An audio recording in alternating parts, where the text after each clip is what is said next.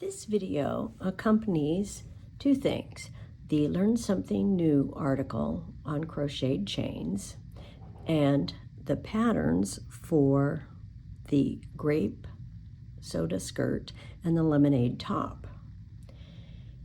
Both of those have a design on it, and if you can see how this is created is, as you knit the project, you place reverse stockinette stitches in a background of stockinette stitches to leave purl bumps, and then when the project is complete, you use a crochet hook to create this chain that goes across. And I'm very fond of this in children's designs. Now I'm going to talk about the difference in appearance a little bit, but we'll talk about how you do the project first. Now I've already done this line and I'm ready to start doing the second line. And what I want to do is get a crochet hook, and I'm going to make a slip knot. And when you make the slip knot, you want to have the short end be pulled through for the slip knot, because that enables me to adjust the size of that loop with the yarn tail rather than with the working yarn that's going to be proceeding along here. And to start, what I need to do is to orient myself.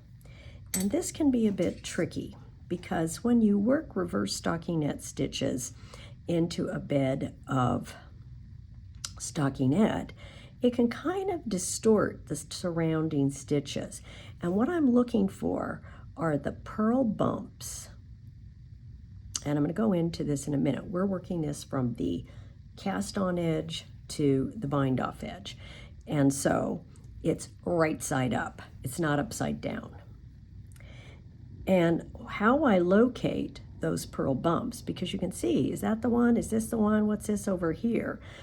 Is I'm looking for something that looks like a frown, and it is at the top of a column of stitches, a column of V's. And so I know that this is where I want to start.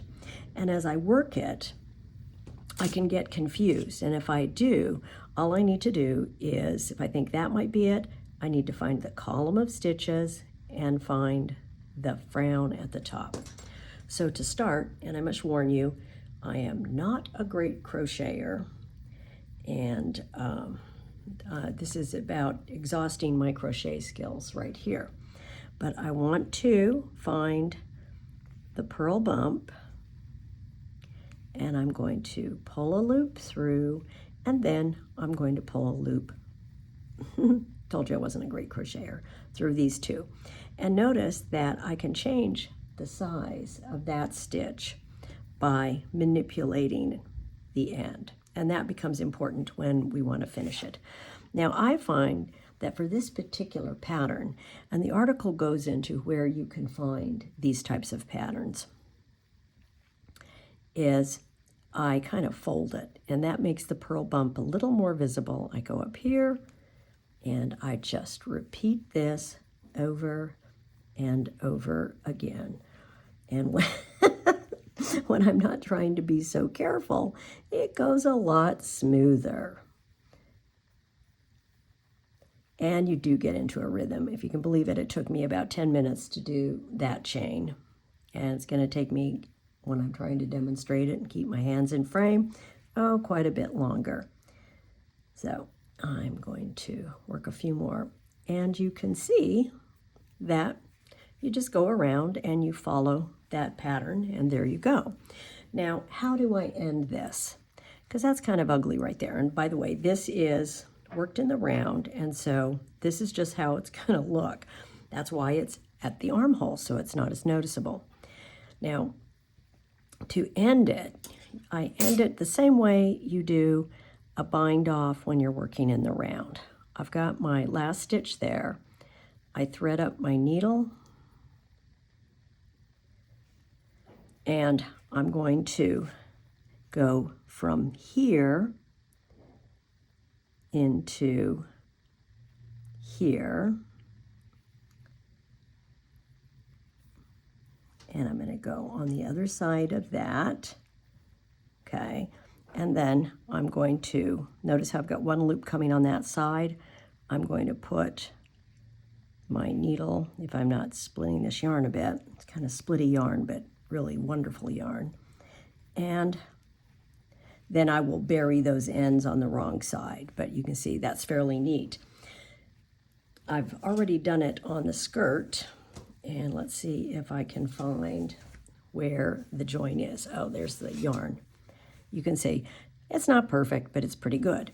Now, something I would like to point out, and let's get all of that out of the way, is when you bind off, you know that there is a bumpy side to the bind off and a smooth side to the bind off.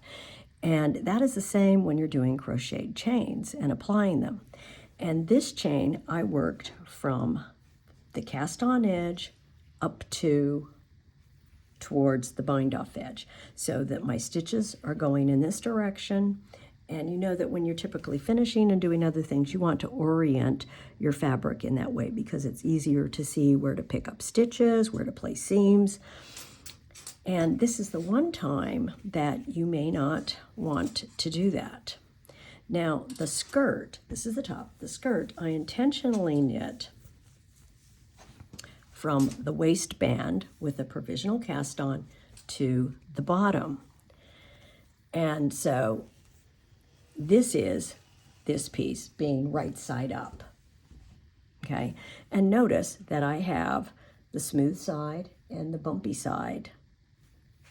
But when this is worn, because it's worked top down, notice that the chain is oriented when I'm looking at it upside down. The smooth side is here. Now, I intentionally did this so that for the article, you can see that when it's worn, it's going to be the smooth side here and the bumpy side here. Does it matter which size you choose? No, it does not at all. It's whatever side you wish.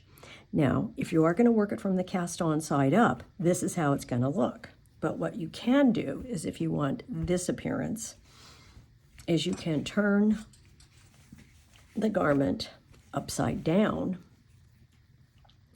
and work it from the bind off edge to the cast on edge, which means it's upside down.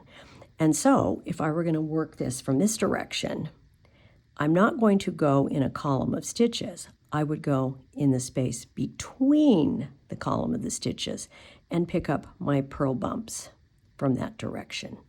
And that can be a bit confusing. In the article that accompanies this, I go into it a great deal and show pictures and what you should do, but that is something you should be aware of if you have a preference. If you don't care, then it's always easier to do it from the cast on to the bind off edge. And that's what I did on this one as well, but because it was worked upside down, it's going to have a different appearance when worn. And that's all there is to it.